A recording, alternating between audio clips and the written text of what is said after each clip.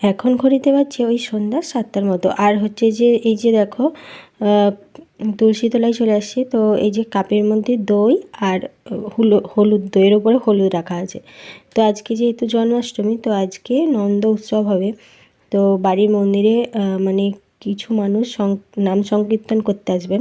তো ওই জন্য এখানে দই আর হলুদ রাখা আছে। আবার এই নন্দ উৎসব আবার দধিখাদন নামেও পরিচিত, ওই জন্য এখানে সমস্তটা আয়োজন করা হয়েছে।